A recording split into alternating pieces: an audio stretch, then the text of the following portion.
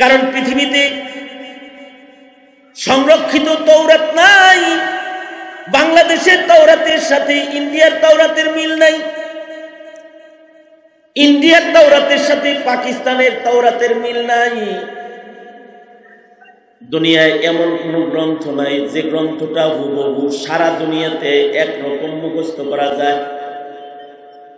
পৃথিবীতে একমাত্র মুজিজার গ্রন্থ কুরআন, যেটা বিশ্ব নবীর মুজিজা। এটা বাংলাদেশে যেমন, সৌদি আরবে তেমন, ওই ফিলিস্তিনেও তেমন, পাকিস্তানেও তেমন, ইন্ডিয়াতেও তেমন, এমনকি উগান্ডার থেকে যদি কোনো হাফেজ আসে, এই হাফেজে কোরআনও যদি সুদাইসির সামনে তিলাওয়াত করে, কাবার ইমাম যা পড়বে উগান্ডার ওই হাফেজ সাহেব তাই পড়বে। উগান্ডা নামে কোনো দেশ আছে এটা আগে জানতামই না।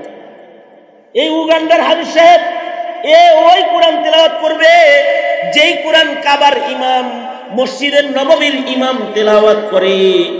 হারামের ইমাম, নববীর ইমাম, আকসার ইমাম যদি নামাজে দাঁড়ায় আল্লাহর কোরআন পড়তে যায় কোনো ভুল পড়ে, আর যদি তার পেছনে উগান্ডা নামক দেশের কোনো হাফেজ সাহেব পেছন থেকে আস্তে করে লোকমা লাগায় বলবে, হাফেজ সাহেব সাবধান, এলোমেলো কইরা সামনে যাও না, এলোমেলো করবা না, সোজা করে পড়ো। এই যে বিশেষত্ব, এই বিশেষত্ব যদি পৃথিবীর কোনো শিক্ষিতরা তাকায় দেখে, তাহলে তাদের মুখে উচ্চারিত হবে একমাত্র আল্লাহ প্রদত্ত শিক্ষার নাম কোরআন, একমাত্র আল্লাহ প্রদত্ত আল্লাহর মনোনীত শিক্ষার নাম কোরআন। সঙ্গত কারণে একমাত্র মনোনীত বিধান ও আইনের নাম, সংবিধানের নাম কোরআন। তাহলে পৃথিবীর কোন ডাক্তাররা নতুন করে দেশের কোন সংবিধানও লিখবে না। বাংলাদেশের সংবিধান লিখছে না, সংবিধান লিখবে না। তারা যদি এটা বুঝে তাহলে বলবে, কিসের সংবিধান লেখো? ১৫০০ বছর আগে তো আল্লাহর রাসূল সংবিধান দিয়ে গেছে, এইটা মানলেই তো হয়। কিন্তু কাউকে এখানে নজর দিতে দেয়া হয় না। নজর যেন না পড়ে এ কারণে গালি দেয়া হয়, অপবাদের মালা দেয়া হয়। এমনকি যারা কোরআন পড়নেওয়ালা তাদেরকে আসামি বানানো হয়, মিথ্যা মামলার আসামি, মিথ্যা মামলার আসামি। পয়গম্বর পাঠিয়েছেন, সকল পয়গম্বর কি পয়গম্বরীর দলিল দান করেছেন, নবীদের নবুয়তের দলিল প্রদান করেছেন। যেমন মুসা আলাইহিস সালাতু ওয়াস সালামকে কিতাব দিয়েছেন, পাশাপাশি পয়গম্বর মুসা আলাইহিস সালাতু ওয়াস সালামকে লাঠির মুজিজা দান করেছেন। ঈসা আলাইহিস সালাতু ওয়াস সালামকে ওনার নবুয়তের দলিল হিসেবে কিতাব দান করেছেন, পাশাপাশি আশ্চর্য আশ্চর্য মুজিজা ওনাকে দেয়া হয়েছে। অন্ধ মানুষের চোখে হাত রাখলে অন্ধ লোকটা চোখওয়ালা হয়ে যেত, মৃত মানুষকে ডাক দিলে ওনার আহ্বানে মৃত মানুষ দাঁড়িয়ে যেত। আল্লাহু আকবার বলেন, আওয়াজ করে বলেন। এই যে দলিল পয়গম্বরদের মুজিজা, যেমন হযরত মুসা আলাইহিস সালামের লাঠি দিয়া সাগরে বাড়ি মারছে। লাঠি তো কাঠের হয়, কিন্তু কাঠের লাঠির ভিতরে এমন অলৌকিকত্ব যেটা ওনার নবুয়তির দলিল যে রাস্তা হয়ে গেছে।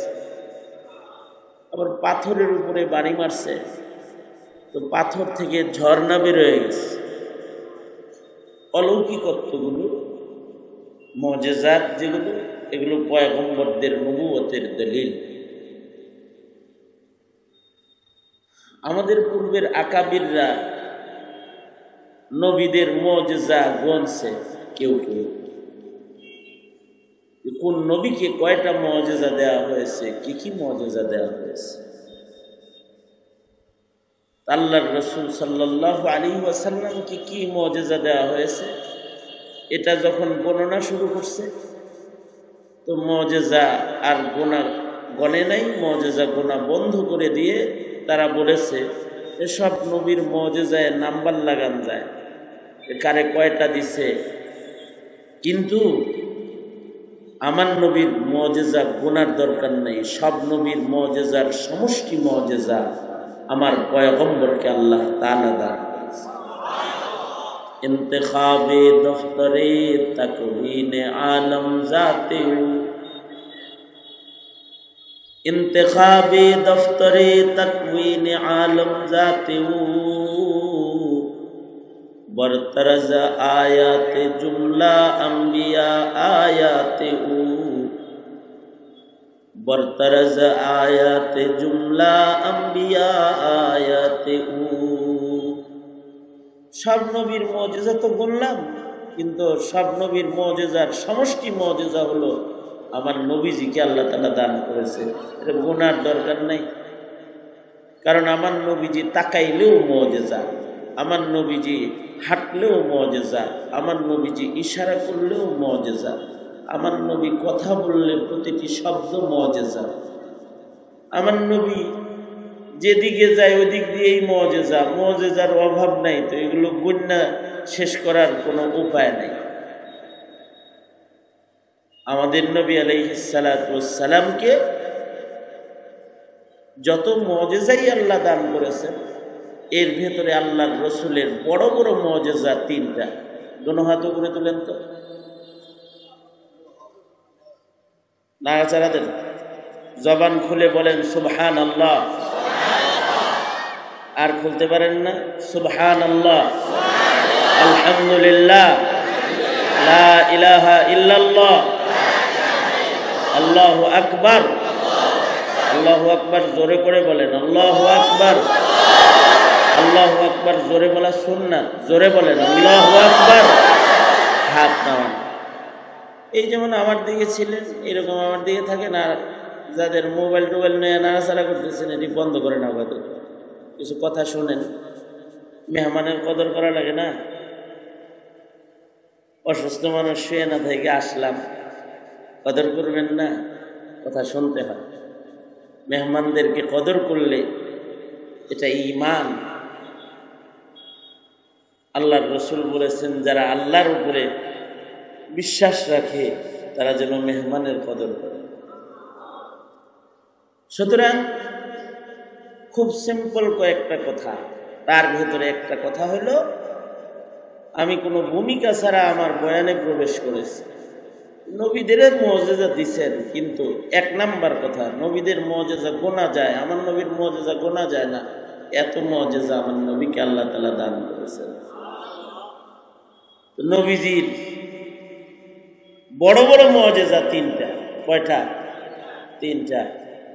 আল্লাহর রাসূল সাল্লাল্লাহু আলাইহি ওয়াসাল্লামের ছোট মুজিজা যেগুলো, এগুলো অন্য নবীর বড় মুজিজার চাইতে বেশি শক্তিশালী। যেমন আল্লাহর রাসূল আকাশের দিকে উঙ্গুলি উঠায়া ইশারা করছেন, তো আকাশের চাঁদ দ্বিখণ্ডিত হয়ে গেছে। বিজ্ঞানের যুগ, চাঁদে যাওয়ার যুগ। এখন চাঁদে মানুষ যায়, মেশিন পাঠায়। কয়দিন আগেও কত হইচই হইল। যদি আল্লাহর রাসূল সাল্লাল্লাহু আলাইহি ওয়াসাল্লামের চন্দ্র দ্বিখণ্ডিতকরণের দাগ বিজ্ঞান না পাইতো, আকাশে যায় এতদিন সারা দুনিয়া গরম করে ফেলতো যে মুসলমানরা মিথ্যাবাদী, তাদের নবী মিথ্যাবাদী, এগুলো বলতো। এ নিয়ে কোনো মুখ বিজ্ঞানীরা পশ্চিমারাও খুলে না। তাদের নীরবতা প্রমাণ করে দাগ পাইছে, স্বীকার করারও দরকার নেই, নীরবতাই দলিল। সুতরাং এই যে চন্দ্র দ্বিখণ্ডিতকরণ, ওয়ানশাক্কাল কামার, যে মুজিজার বর্ণনা কোরআনে আছে, এটা নবীর অনেক বড় মুজিজা না, এটা নবীজির মুজিজার ছোট মুজিজা। নবীজির বড় মুজিজা আরো ব্যাপক। নবীজির বড় বড় মুজিজা, নবীজির তিনটি বড় মুজিজার ভেতরে এক নম্বর মুজিজা হলো নবীজির উপরে অবতীর্ণ কিতাব কোরআন। এটা নবীজির সবচেয়ে বড় মুজিজা। পৃথিবীতে যত পয়গম্বর আসছে সকল পয়গম্বরদের বিদায়ের মাধ্যমে কিতাবের বিদায় হয়েছে। মুসা নবী চলে গেছেন তো তাওরাত চলে গেছে, ঈসা আলাইহিস সালাম চলে গেছেন, ইনজিল হারায় গেছে। সকল পয়গম্বর তাদের বিদায়ের মাধ্যমে তাদের কিতাব এবং তাদের সাহিফা যা কিছু তারা পাইছে এগুলো চলে গেছে, দুনিয়ায় হেফাজত নাই। কিন্তু আমার নবীজির মুজিজা কোরআন, আল্লাহর রাসূল বলেন নবীদেরকে মুজিজা দেওয়া হয়েছে, আমাকে ইলম দান করা হয়েছে। কারোর মুজিজা লাঠি, কারোর মুজিজা মানুষ, মৃত মানুষ দাঁড় করানো, কারোর মুজিজা লোহা ধরলে নরম হয়ে যাওয়া। কিন্তু আমি নবীর মুজিজা হলো উতিত ইলমান, আমার নবুয়তির দলিল হলো আমাকে আল্লাহ তাআলা ইলম দান করেছেন। উতিত ইলমান, আমাকে যে আল্লাহ ইলম দিছে এটাই আমার মুজিজা। আল্লাহু আকবার।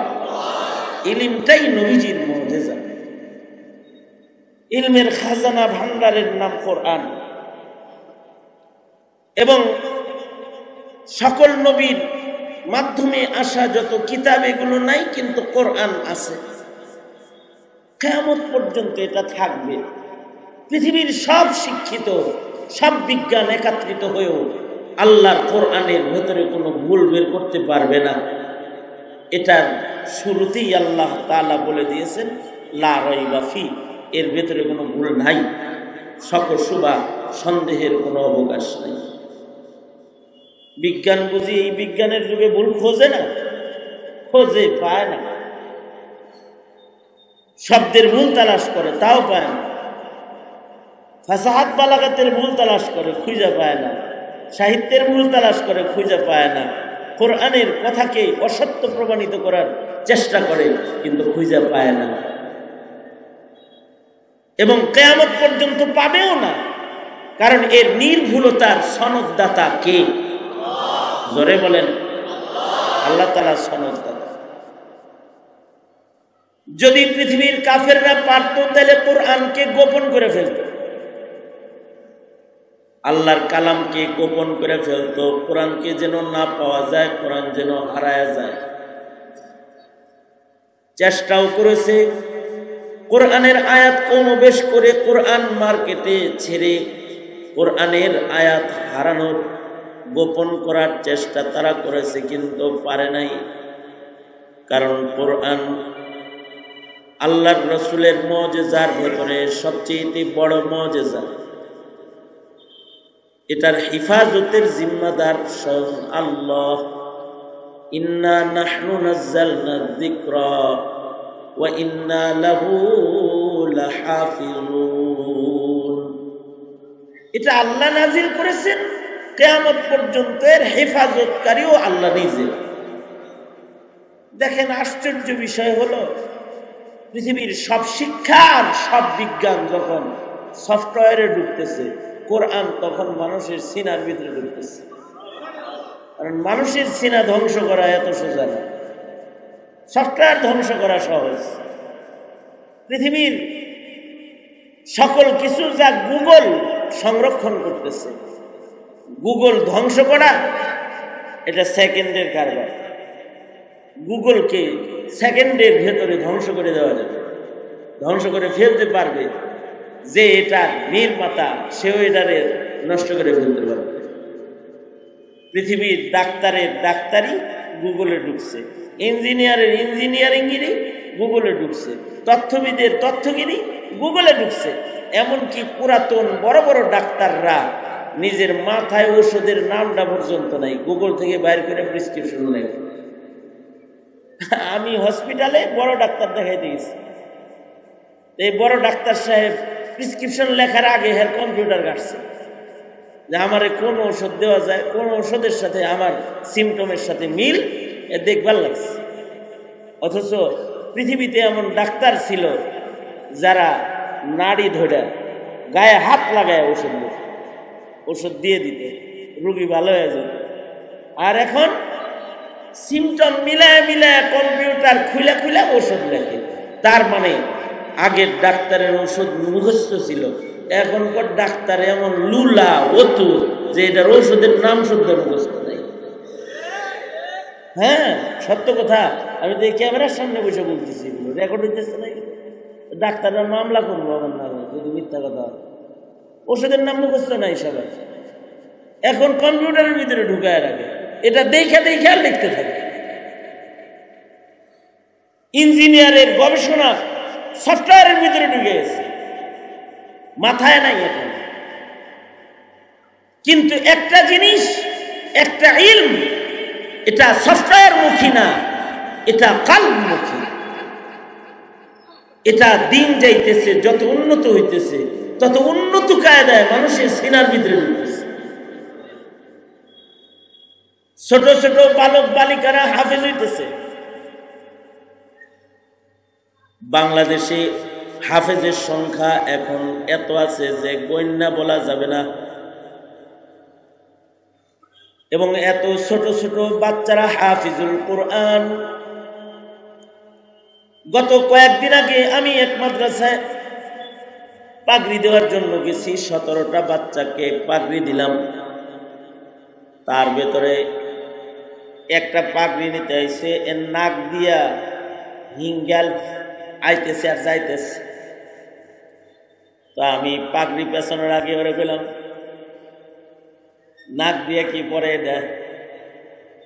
বাচ্চাটা এতই ছোট যে আমি তার নাকের দিকে তাকাইছি, এটা যখন মুছছে তখন খালি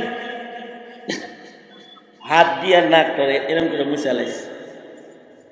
তার মানে মজলিসের ভিতরে হাত দিয়ে নাক মোছা যাবে না, এতটুকুন জ্ঞানও অন্যায়। নাক সাফ করার মতো স্মার্ট কোনো টিস্যু ওর পকেটে নাই। ওর নাক দিয়া ময়লা আসতেছে, তা পরিষ্কার করার সুন্দর পন্থা ওর জানা নাই। কিন্তু 30 পারা কোরআন সুন্দর পন্থায় ওর সিনার ভেতরে অঙ্কন করেছে। কে জোরে করে বলে? আমি হাফিজ সাহেবকে জিজ্ঞাসা করলাম, হাফিজ সাহেব হুজুর, এই যে ছেলেরা পাগড়ি দিতেছেন ইয়াদ আছে নি? হুজুর, যে কয়টারে পেঁচাইছেন সবচেয়ে বেশি ইয়াদ, এটার সবচেয়ে বেশি ইয়াদ। কোরআন সফটওয়্যার মুখী না, গুগল মুখী না, এটা সিনা মুখী। সিনার ভেতরে কোরআনকে প্রবেশ করাইতেছেন কে? আরো আস্তে করে বলেন, আর একটু আস্তে করে বলেন। মেঘ আইছে, বৃষ্টি আইছে, রহমত। আল্লাহ খায়েরের ফয়সালা করেন, বলেন আমিন। আরো জোরে আওয়াজ করে বলেন আমিন। কোরআন যেহেতু মানুষের সিনায় ঢুকতেছে, আর কোরআনের ভেতরে কিয়ামত পর্যন্ত আনওয়ালা মুমিনের সব সমস্যার সমাধান আছে। শারীরিক সমস্যা, কলবের সমস্যা, সামাজিক সমস্যা, রাষ্ট্রীয় সমস্যা, জাতীয় সমস্যা, পারিবারিক সমস্যা, যত সমস্যা আছে সব সমস্যার সমাধান কোথায় আছে? বলেন বলেন বলেন, সব সমস্যার সমাধান কই আছে? জোরে আওয়াজ করে বলেন, কই আছে সব সমস্যার সমাধান? সব সমস্যার সমাধান একটা ঠিকানার ভেতরে আছে, কোরআন। এটা মানুষের জন্য সব সমস্যার সমাধান, পূর্ণাঙ্গ জীবন ব্যবস্থা এটা। এটার ভেতরে মানুষের সার্বিক সমস্যার সমাধান, সার্বিক সমস্যার প্রেসক্রিপশন আছে। মুমিনদের যা যা দরকার সব আছে। অনুনাজ্জিলু মিনাল কুরআন, অনুনাজ্জিলু মিনাল কুরআনি মা হুয়া শিফাউ ওয়া রাহমাতুল লিল মুমিনিন, অনুনাজ্জিলু মিনাল কুরআনি মা হুয়া শিফাউ ওয়া রাহমাতুল লিল মুমিনিন ওয়া লা ইয়াজিদুল যালিমিন ولا يزيد الظالمين إلا خسارا। মুমিনের জন্য সকল ঔষধ এর ভেতরে আছে, সকল রহমত কোরআনের ভেতরে আছে মুমিনের জন্য, কিন্তু কাফেরের জন্য, জালেমদের জন্য এর ভেতরে আছে ক্ষতি, ভীতি। এই কারণেই কিন্তু আমেরিকার, রাশিয়ারে যত ভয় না পায়, তার সাথে একটা হাফেজ কোরআন আর মাদ্রাসাকে বেশি ভয় পায়। যেই মাদ্রাসার ভেতরে কোরআন আছে ওই মাদ্রাসাকে ভয় পায়। এইটা কেমনে মানুষের বদনজর লাগান যায়? এ কারণে ইসলাম বিদ্বেষীরা মাদ্রাসাকে জঙ্গি প্রজনন কেন্দ্র কয়, যেটা হাফেজ প্রজনন কেন্দ্র। কোরআন সংরক্ষণ কেন্দ্র এটাকে বলে জঙ্গি প্রজনন কেন্দ্র। আর যার কাছে আছে ইলম নায়েবে নবী তাকে কয় জঙ্গি, অথচ সে হলো নায়েবের নবী। কারণ নবী চলে গেছেন, নবীর আমানত ইলম এটা উম্মতকে দিয়ে গেছেন। যাদের সিনায় ইলম হেফাজত হবে তাদেরকে আল্লাহর রাসূল বলছেন নবী আসবে না, কিন্তু ইলম সংরক্ষণকারী কাফেলারাই হলো ওয়ারাসাতুল আম্বিয়া। নবী আর আসবে না, আনা খাতামুন নবিয়্যিন আনাল আকিব, আমি শেষ নবী, কিন্তু নায়েবে নবী আসবে। আমার উম্মতের কিছু মানুষের সিনাকে ইলমের জন্য মনোনীত করা হবে, কিছু মানুষের বদনকে আমলের জন্য মনোনীত করা হবে, কিছু মানুষের তবিয়তকে আখলাকের জন্য মনোনীত করা হবে। এরা নায়েবে নবী হবে, আসবে পরে, কিন্তু রং হবে নবীদের। আল্লাহু আকবার বলেন। এদের মধ্যে পয়গম্বরী রং পাওয়া যাবে। এরা ওয়ারাসাতুল আম্বিয়া, এদের কাছে গোলাবারুদ নাই, এদের কাছে মিসাইল নাই, এদের কাছে পারমাণবিক বোমা নাই, এদের কাছে সিটা গুলিও নাই, রাবার বুলেট নাই, তবে এদের কাছে কোরআনের আমানত আছে। আল্লাহু আকবার বলেন। এদের কাছে কোরআনের আমানত আছে। এই কোরআনে কারীম এটা হলো নবীজির শ্রেষ্ঠ মুজিজা। কারণ এই কোরআন দিয়েই প্রমাণিত হবে আল্লাহর রাসূল শেষ নবী, কোরআন দিয়েই প্রমাণিত হবে আল্লাহর রাসূলের নবুয়ত কিয়ামত পর্যন্ত, কোরআন দিয়েই প্রমাণিত হবে সারা দুনিয়ার জন্য নবী। নবী নবী ১৫০০ বছর আগেও নবী, এই বিজ্ঞানের যুগেও নবী, কিয়ামতের আগেও নবী, কিয়ামতের পরেও নবী, হাসরেও নবী, সব জায়গায় নবী। নবীর নবুয়তের যে বিস্তৃত যে ময়দান, এটা আল্লাহর কোরআন দিয়ে এটা প্রমাণিত হবে। কোরআনকে আল্লাহ তাআলা নিজে হেফাজত করেন। কিয়ামত পর্যন্ত ছোট ছোট বালকরা কোরআন মুখস্থ করবে। এই যে আমাদের কওমি মাদ্রাসা যেগুলো আছে, টাঙ্গাইল জেলা কওমি মাদ্রাসা শুধু না, সারা বাংলাদেশের যত কওমি মাদ্রাসা আছে, এরা প্রতি বছর হাজার হাজার হাফেজ সাপ্লাই দেয়, হাফেজ কোরআন সাপ্লাই দেয় জাতির কাছে। যারা আল্লাহর কোরআনকে সিনায় জব্দ করেছে, তারা আরব দেশের মানুষের সাথে কম্পিটিশন করে বাঙালি হয়েও পুরস্কার লয়ে আসে। বাংলাদেশের ছোট ছোট বাচ্চারা বিশ্ব বিজয় করেছে। চিল্লায় জোরে বলেন আলহামদুলিল্লাহ, জোরে করে বলেন আলহামদুলিল্লাহ। এখানে আজান হবে, জামাত হবে তো? এখানে আজান জামাত হবে তো?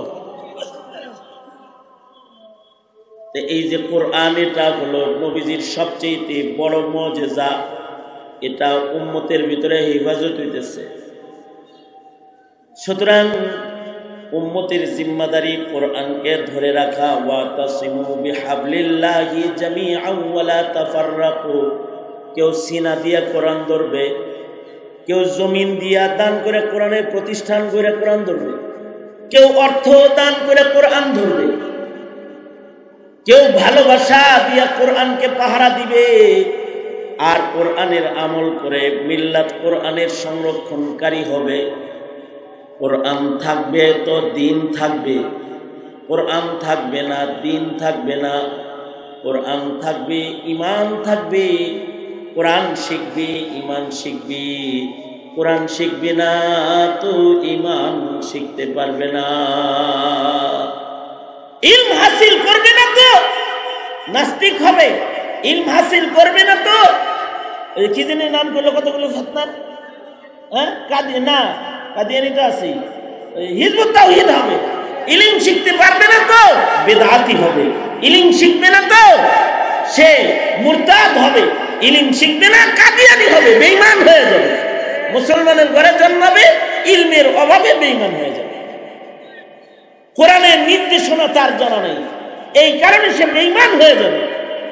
সঙ্গত কারণে আমাদের দেশের কোরআনিক মক্তব যেগুলো ছিল এগুলোকেও বিজাতিরা কৌশলে বন্ধ করে দিয়েছে।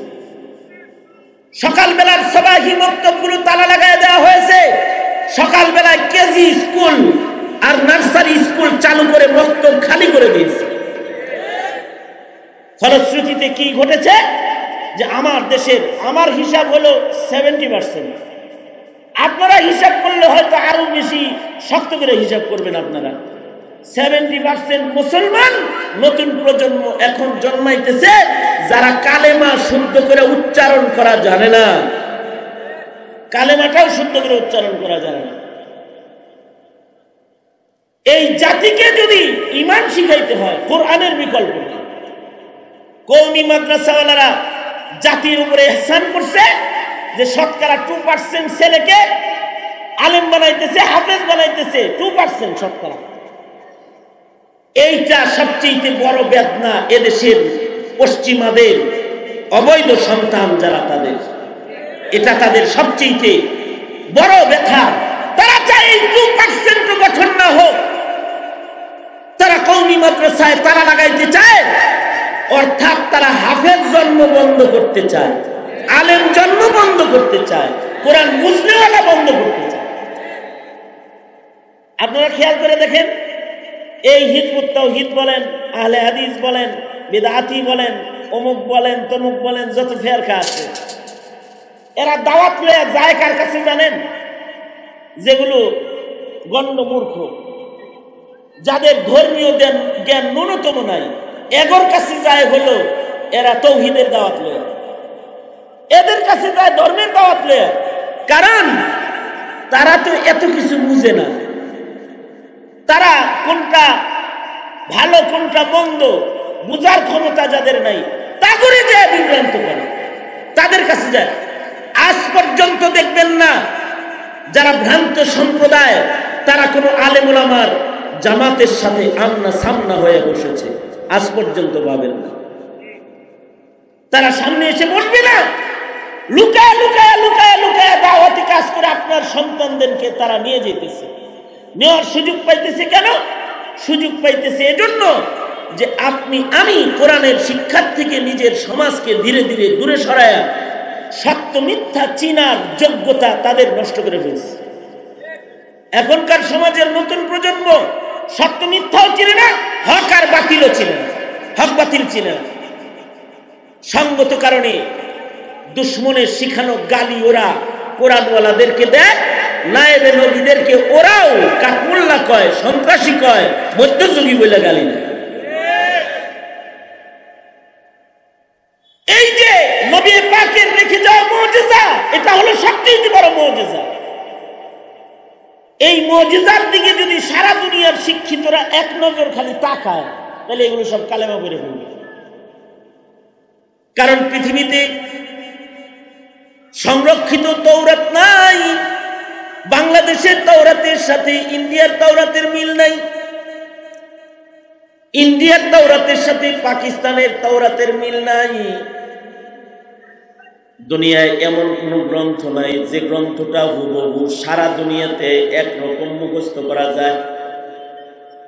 পৃথিবীতে একমাত্র মুজিজার গ্রন্থ কুরআন, যেটা বিশ্ব নবীর মুজিজা। এটা বাংলাদেশে যেমন, সৌদি আরবে তেমন, ওই ফিলিস্তিনেও তেমন, পাকিস্তানেও তেমন, ইন্ডিয়াতেও তেমন, এমনকি উগান্ডার থেকে যদি কোনো হাফেজ আসে, এই হাফেজে কোরআনও যদি সুদাইসির সামনে তিলাওয়াত করে, কাবার ইমাম যা পড়বে উগান্ডার ওই হাফেজ তাই পড়বে। উগান্ডা নামে কোনো দেশ আছে এটা আগে জানতামই না, এই উগান্ডার হাফেজ সাহেব ওই কোরআন তেলাওয়াত করবে যেই কোরআন কাবার ইমাম, মসজিদের নববীর ইমাম তেলাওয়াত করে।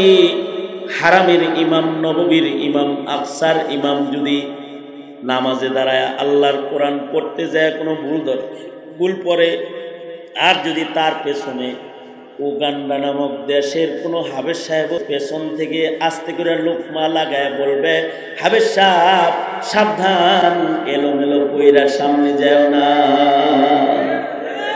এলোমেলো করবা না, সোজা করে পড়ো। এই যে বিশেষত্ব, এই বিশেষত্ব যদি পৃথিবীর কোনো শিক্ষিতরা তাকায় দেখে, তাহলে তাদের মুখে উচ্চারিত হবে একমাত্র আল্লাহ প্রদত্ত শিক্ষার নাম কোরআন, একমাত্র আল্লাহ প্রদত্ত আল্লাহর মনোনীত শিক্ষার নাম কোরআন। সঙ্গত কারণে একমাত্র মনোনীত বিধান ও আইনের নাম, সংবিধানের নাম কোরআন। তাহলে পৃথিবীর কোন ডাক্তাররা নতুন করে দেশের কোন সংবিধানও লিখবে না। বাংলাদেশের সংবিধান লিখছে না, সংবিধান লিখবে না। তারা যদি এটা বুঝে তাহলে বলবে কিসের সংবিধান লেখো, ১৫০০ বছর আগে তো আল্লাহর রাসূল সংবিধান দিয়ে গেছে, এইটা মানলেই তো হয়। কিন্তু কাউকে এখানে নজর দিতে দেয়া হয় না, নজর যেন না পড়ে এ কারণে গালি দেয়া হয়, অপবাদের মালা দেয়া হয়। এমনকি যারা কোরআন পড়নেওয়ালা তাদেরকে আসামি বানানো হয়, মিথ্যা মামলার আসামি, মিথ্যা মামলার আসামি। এরা জীবনে কোনোদিন কোনো গাড়িতেও আগুন দেয় নাই, কিন্তু এরা গাড়ি পোড়া মামলার আসামি। এরা জিন্দিগিতে কোনোদিন ককটেল চোখে দেখে নাই, এরা ককটেল ফেকা মামলার আসামি। যেমন খোদ আমি নিজে, আমি নাকি বাইতুল মোকাররমের উত্তর গেটে ককটেল মারছি, এই মামলার আসামি আমি। কিন্তু খোদার কসম আমি জীবনে ককটেল চোখে দেখিনি, আমি জিন্দিগিতে ককটেল চোখেও দেখিনি, কিন্তু আমার নামে মামলা হলো যে আমি ককটেল মারছি। কোরআনের প্রতিষ্ঠান হলো জঙ্গি প্রতিষ্ঠান, আর কোরআনওয়ালারা হলো জঙ্গি মামলার আসামি। এই চক্রান্ত এটা শুধুই মাত্র রাজনৈতিক লেভেল লাগিয়ে ইসলাম মিটানোর চক্রান্ত ছাড়া অন্য আর কিছু না, অন্য আর কিছু না। এই শোনেন, এই দেশে কিন্তু পূজার জন্য অনুমতি লাগে না, মাহফিলের অনুমতি লাগে। এই দেশে খতমে নবুয়ত সম্মেলনের জন্য অনুমতি লাগবে।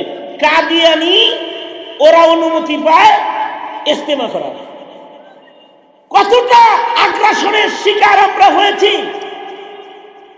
যে অপরাধী যারা তারা নিশ্চিন্তে ঘুরে বেড়ায়, আর যারা কোরআন পড়ে রাতভর নামাজ পড়ে তারা জেলখানায় বন্দিখানায় আটকা পড়ে রয়। এগুলো কেন? এগুলোর উদ্দেশ্য হলো কোরআন মিটাও, কোরআনওয়ালা মিটাও। মাদারিসে কওমিয়ার কাজ হলো কোরআন সুন্নাহকে রক্ষা করা, কোরআন সুন্নাহর পাহারাদারি করা, নবীর রেখে যাওয়া মুজিজা ও আমানতের দেখভাল করা। সঙ্গত কারণে উলামায়ে কেরাম যারা আসছেন, আপনারা নবীর নায়েব হিসেবে পৃথিবীর পয়গম্বররা যে সকল কষ্টগুলো করেছে ওই কষ্ট আপনার করতে হবে, কারণ আপনি নায়েব। তোমরা ছাত্র যারা আসছো তারা মনে করো না যে তোমার শিক্ষা সরকার স্বীকৃত হলো না, অথবা তুমি এই সনদ দিয়ে সরকারি চাকরি পেলে না, এ কারণে তুমি শিক্ষিত না, তা না। পৃথিবীর সব মানুষের শিক্ষিতদের খাতায় তোমার নাম না থাকলেও আসমানে যে একটা শিক্ষার খাতা আছে, শিক্ষিতর খাতা আছে, ময়দানে মাহশারে যে শিক্ষিতদেরকে শাফাআতের অধিকার প্রদান করা হবে তাদের খাতার ভিতরে তোমার নাম আছে, কারণ তুমি কোরআনের তালেব। এখন তালবে ইলম হইলে পরে ভয় দেখাবে তোমাকে। কি ভয় দেখাবে? যে লেখাপড়া করে যে গাড়ি ঘোড়ায় চড়ে সে, আর কোরআন সুন্নাহ পড়ে যে পরের বাড়ি দাওয়াত খায় সে, এই ভয় দেখাবে যে তুমি কম খাবা, কম ঘুমাবা, ছেঁড়া কাপড় পরবা, ভাঙ্গা বাড়িতে থাকবা, এই বিপদে পড়বা, পরের বাড়ি ভিক্ষা করবা, আজান দিবা, মুয়াজ্জিনি করবা। সুতরাং এটা নিম্নমানের শিক্ষা। ছাত্র তালেবে ইলম তোমাদেরকে ভয় দেখাইতে পারে, দেখছো অমুকে ডাক্তার হইছে, ইঞ্জিনিয়ার হইছে। এমনকি কিছু শিক্ষিতরা বলে যে স্কুল, কলেজ, ইউনিভার্সিটি ডাক্তার দিয়েছে, ইঞ্জিনিয়ার দিয়েছে, কওমি মাদ্রাসা না একটা ইঞ্জিনিয়ার দিল, না একটা ডাক্তার দিল, না একটা বিজ্ঞানী দিল। এটা অভিযোগ তাদের অভিযোগের সব জবাব আমি দেব না, শুধু এতটুকু বলবো, কওমি মাদ্রাসা ডাক্তার বানানোর জন্য না, ইঞ্জিনিয়ার বানানোর জন্য না, বিজ্ঞানী বানানোর জন্য না, অ্যাডভোকেট বানানোর জন্য না।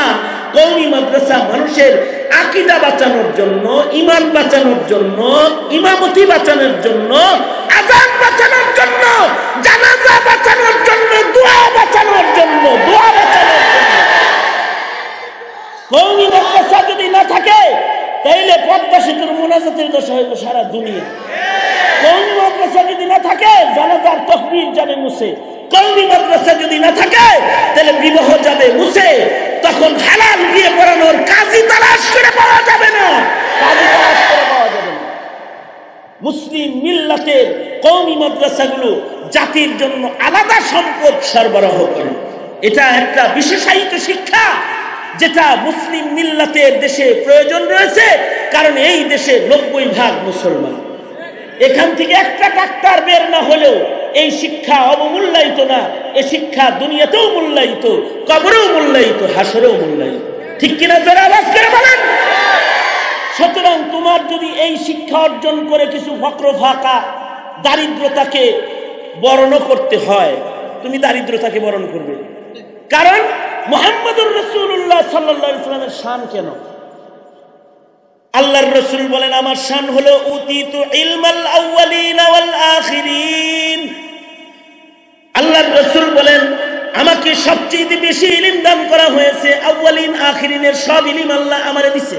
এক নাম্বার, কালিমুল্লাহ জিজ্ঞেস করেছিলেন আল্লাহর কাছে, মুসা কালিমুল্লাহর জিজ্ঞাসা, ওগো আল্লাহ, আপনি হাবিবুল্লাহ কেন বিশ্বনবীরে বানাইলেন? হাবিবুল্লাহর মাকামটা মুহাম্মদুর রাসূলুল্লাহকে কেন দেয়া হলো? উত্তরে আল্লাহর পক্ষ থেকে জবাব এসেছে, ইখতার আল ফকরা আলাল গিনা। আমি আমার বন্ধুকে হাবিবুল্লাহের জন্য বানাইছি। তিনি ধন দৌলতের পরিবর্তে ফকর ফাকাকে গ্রহণ করেছেন। আল্লাহর রাসূল সারা জনম দোয়া করেছেন, আল্লাহুম্মা আহিনি মিসকিনান ওয়া আমিতনি মিসকিনা ওয়াহশুরনি ফি জুমরাতিল মাসাকিন। আলেমদের কেউ কেউ সুলাইমানি অর্থের মালিক হবে, কেউ কেউ হযরত আইয়ুবের মতো ধনী হবে, কিন্তু আলেমদের ম্যাক্সিমাম দারিদ্র হবে, দারিদ্রতার সবলে থাকবে। কারণ নায়েবে নবীরা ধন পাওয়াটা অস্বাভাবিক। কারণ আল্লাহর রাসূল সাল্লাল্লাহু আলাইহি সাল্লাম ফকর ফাঁকা নিয়েছিলেন, অথচ আমার নবী এমন ছিলেন, নবী যদি বলতেন, ওগো আল্লাহ, উহুদ পাহাড় আমার জন্য সোনা বানায় দাও, তাহলে আমার রাসূলের জন্য উহুদ পাহাড়কে স্বর্ণ বানানো হতো। কিন্তু আল্লাহর রাসূলের ঘর কখনো কখনো 6 মাস নবীর ঘরে চুলায় আগুন জ্বলে নাই। একটা খেজুর আর এক গ্লাস পানি পান করে আল্লাহর রাসূল দিন কাটাইছেন। সুতরাং নবী ঐচ্ছিক দারিদ্রতাকে গ্রহণকারী। কিয়ামত পর্যন্ত নায়েবে নবীরা ইলম হেফাজত করতে গিয়ে ৮,০০০ টাকা বেতনে চাকরি করবে, এক বেলা খাবে, 2 বেলা না খায়া থাকবে, প্রকাশ করবে না। বাজারে এসে এমন সুন্দর হাসি দিবে, মনে হয় 3 বেলা খায়। একটা জামা রাতের বেলায় ধুইয়া ইস্তারি করে গায়ে দিয়া বাইরে আসবে, মনে হবে যেন এই হুজুরের জামার অভাব নাই। আসল কথা হলো, নায়েবে নবী দারিদ্রতা সহকারেও দিন সংরক্ষণের কর্মী হওয়ার সম্মানকে নিজের জিন্দেগির সবচেয়ে বড় অর্জন মনে করেছি। সুতরাং কলবে ইলম যারা আছো, দিন শিখতে আসছো দুনিয়া ভোগের জন্য না, আল্লাহকে রাজি করার জন্য। ঠিক কিনা জোরে আওয়াজ করে বলেন। যারা সন্তান মাদ্রাসায় দিয়েছেন তাদেরকেও বলবো, সন্তানকে মাদ্রাসায় দিয়েছেন দুনিয়া ভোগের জন্য না, আখিরাত লাভের জন্য। কারণ এই দ্বীন ইলম এটা নবীর মুজিজা।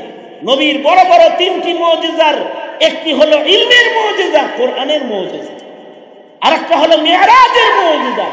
বিজ্ঞান যাইতে চেষ্টা করবে অনেক দূর, আকাশের তলা খুঁজে পাবে না, কিন্তু আল্লাহর রাসূল ১৫০০ বছর আগে ৭ আসমান পার হয়ে আরশে ঘুরে আইছেন। নবীর বড় মুজিজা। নবীর আরেকটা মুজিজা হলো সিরাতুন নবী।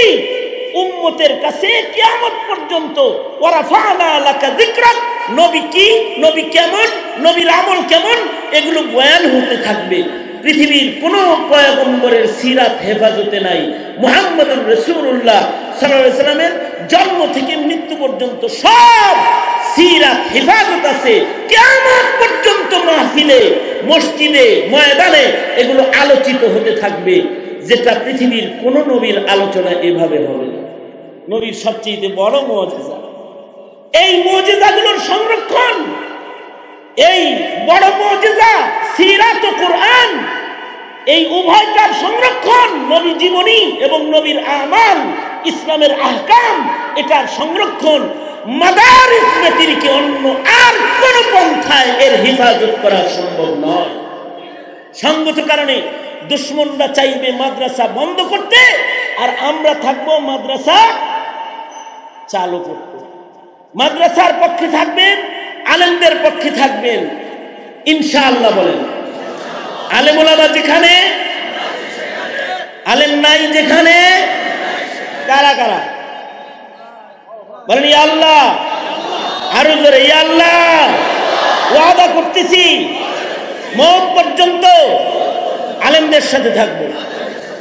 জাতির সংকটে আলেমরা যদি ডাক দেয়, কাফন পরে বের হবে ইনশাআল্লাহ। চিল্লায় এখন আরো জোরে আওয়াজ করে বলেন, আরো জোরে আওয়াজ করে বলেন রাজি আছেন তো ইনশাআল্লাহ।